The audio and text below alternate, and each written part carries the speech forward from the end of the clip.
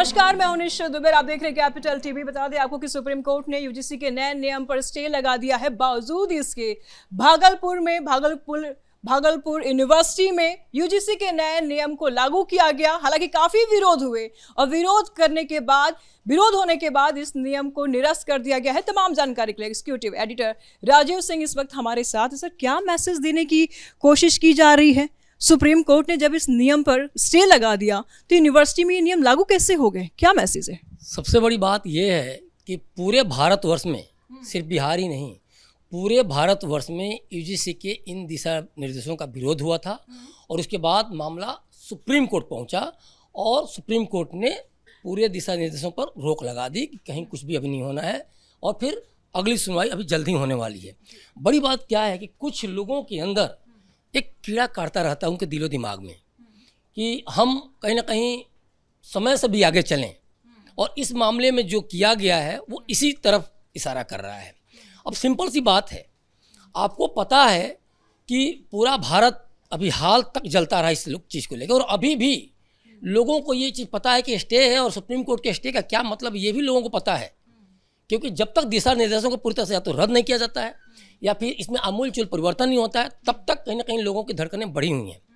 लेकिन इसमें जो तिलका मांझी यूनिवर्सिटी की जो बात आप कह रही हैं, इसमें अब ये जांच का विषय है और ये जांच हो भी रहा है कि आखिर किसके खुरापाती दिमाग के तहत इस चीज़ को अंजाम दिया गया, किसने दिशा निर्देशों को लागू कर दिया।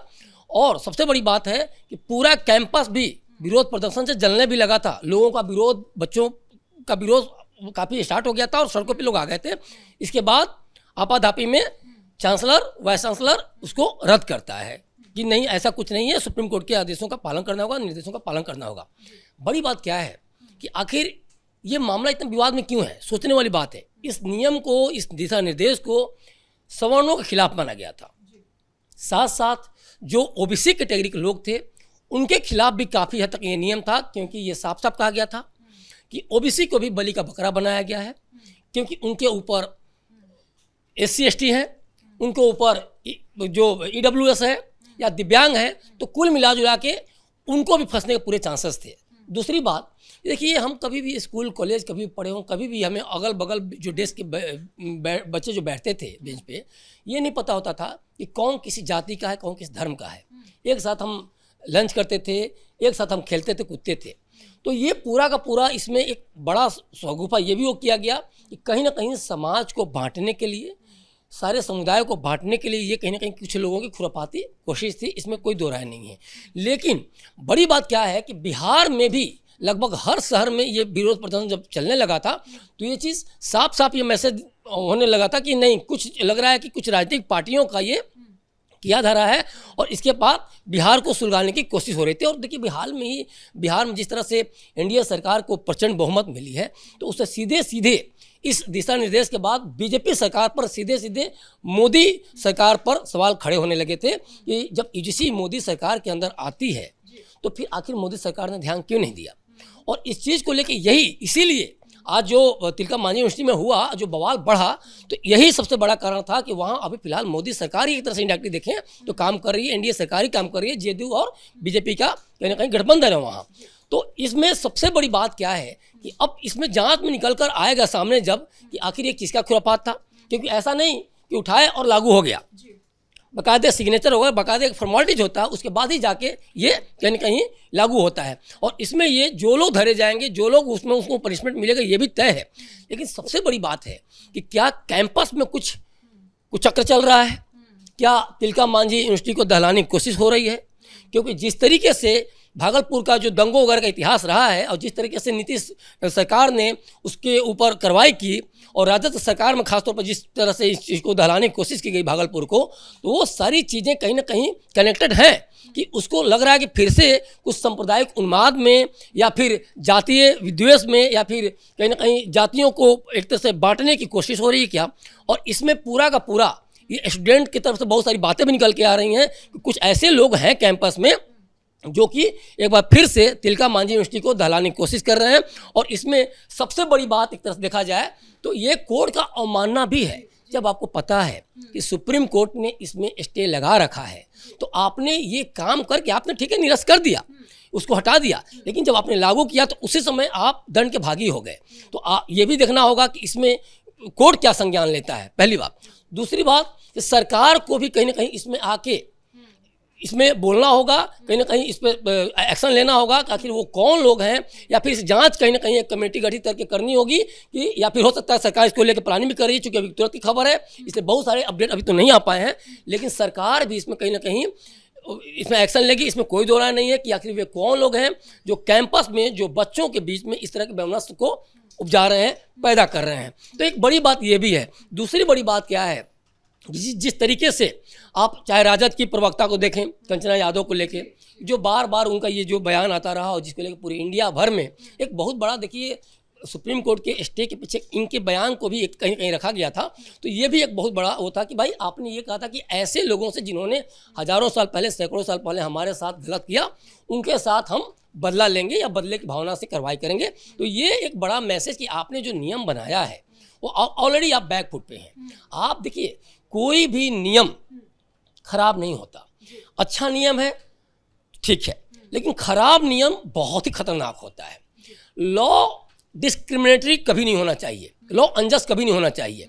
देखिए डिस्क्रिमिनेशन हर जगह है, परिवार के अंदर भी डिस्क्रिमिनेशन होता है, हर जगह डिस्क्रिमिनेशन होता है, लेकिन आप लॉ को भी डिस्क्रिमिनेटरी बना दें तो ये समझ से परे है। और इसीलिए पूरे भारत में इसको लेकर विरोध उठा, क्योंकि साफ साफ देखिए बिहार में खासतौर पे ये बात मैं इसलिए कह रहा हूँ, तिलका मांझी यूनिवर्सिटी का ये मैटर इसलिए बड़ा हो जाता है कि 99% से भी ऊपर जो SC/ST एक्ट के तहत जो कार्रवाई होती है वो फर्जी केस पाया गया है इसमें।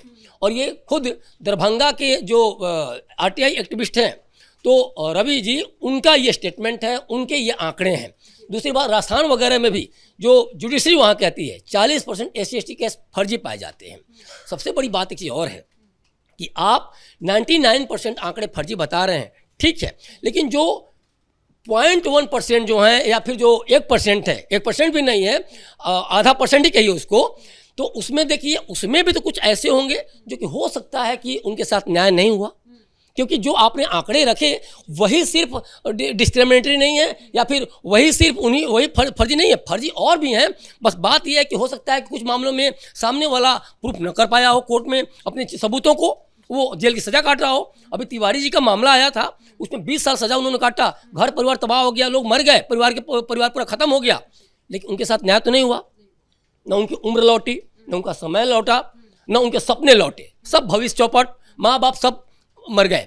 तो ये सोचिए कि आखिर ब्राह्मणवाद के खिलाफ या फिर क्षत्रियों के खिलाफ या भूमिहारों के खिलाफ या कायस्थों के खिलाफ आप इस तरीके से आप ये मांग चल रहे हैं कि ये जो सवर्ण कास्ट है वो जन्मजात क्रिमिनल है। आप ये कहीं ना कहीं इस जो दिशा निर्देश है इसके माध्यम से आप यही कहना चाहते थे और ये मांग के चल रहे थे। अच्छा, इसमें सबसे जो खतरनाक चीज़ था जिसको लेकर सबसे ज़्यादा पूरे भारतवर्ष में और सबसे ज़्यादा बिहार में भी विरोध हुआ, वो था कि अगर कोई झूठा केस दर्ज कराता है तो आखिर उससे सजा क्यों ना हो। मतलब इस बात के लिए एकदम आपको खुली छूट मिल गई थी कि आप आरोप लगाते रहें और पूरे कैंपस में घूम घूम कर आरोप लगाते रहें, क्योंकि अब जब आपको सज़ा नहीं होगी तो आपको मन बढ़ेगा, आपको इनडायरेक्टली वो अधिकार मिल जा रहा है जिसको लेकर कहीं ना कहीं सवाल उठते रहे, आपको वो अधिकार मिल जा रहा है जिसको लेकर आप कहीं कहीं बागी हो जाएगा, नहीं हम तो इनको फंसाएंगे ही। कंचना यादव तो यही बोल रही है ना, हम फंसाएंगे ही और बार बार फंसाएंगे।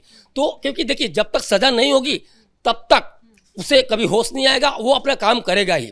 और अब इस मामले में बहुत सारी बातें ये भी उठी थी कि अब मान लीजिए कुछ अफेयर को लेकर बात हुई थी कि एक लड़की थी, उस प्रपोज किया गया, एक्सेप्ट नहीं किया गया, तो उसके बाद उसने केस कर दिया गया और उसके बाद 50,000 रुपये दे के, हालांकि हम लोग इस खबर की पुष्टि नहीं करते हैं, लेकिन ये सारे मामले उठे और जस्ट जैसे ही अभी यूजीसी का दिशा निर्देश लागू हुआ था उस 1-2 दिन के अंदर ही ये सारे मामले आने लगे।